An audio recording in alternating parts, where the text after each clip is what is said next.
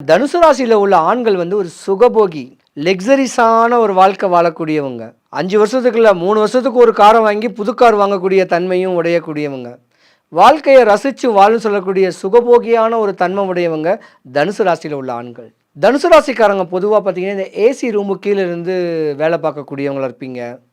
Jewellery shops வச்சுருக்கலாம், stores, showrooms, இதுக்கெல்லாம் ஓனர்ஷிப்பாக இருக்கக்கூடியவங்கெல்லாம் நீங்கள் நிறையவே இருப்பீங்க, ஜென்ஸு. ஆனால் இருந்திருந்தாலும் தனுசு ராசிக்காரங்க தாய் தகப்பன் மேலே பாசக்காரங்க தான். தகப்பனுக்கு ஏதாவது ஒன்று ஆயிடுச்சுன்னா மட்டும்தான் தாய் மேலே பாசமாக இருப்பீங்க, இல்லைனா தாய் மேலே அகன்ஸாக இருக்கக்கூடிய தருணம் உண்டு தனுசு ராசிக்காரங்க.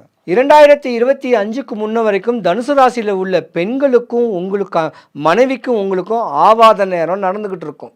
ஏன்னா தனுசு ராசிக்காரங்கள் மோகம் சொல்லக்கூடிய மோக பார்வையில், காசு பணம் இருக்குன்னு சொல்லக்கூடிய ஒரு தன்மையில், ஏரியாவில் ஒரு அந்தஸ்தாக இருக்கக்கூடிய தன்மை இருக்கக்கூடிய நேரத்தில் உங்களுக்கு மனைவியை தவிர மாற்றான் மனைவி மேலே ஒரு தொடர்பு ஒன்று ஏற்படும்.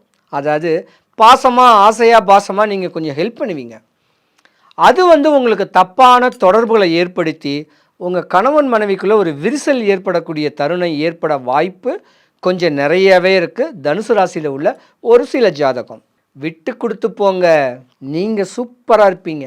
தனுசு ராசியில் உள்ள ஆண்கள் தன்னுடைய மனைவி கூட அரவணைச்சிருங்க. சொத்து பத்தெல்லாம் உங்களுக்கு வரும், பூர்வீக சொத்தெல்லாம் வரும். அந்த நேரம் இதுதான். சொத்து பத்து வந்து சுகத்தோடு வாழக்கூடிய நேரங்காலங்கள் உங்களுக்கு நிறையாவே இருக்குது.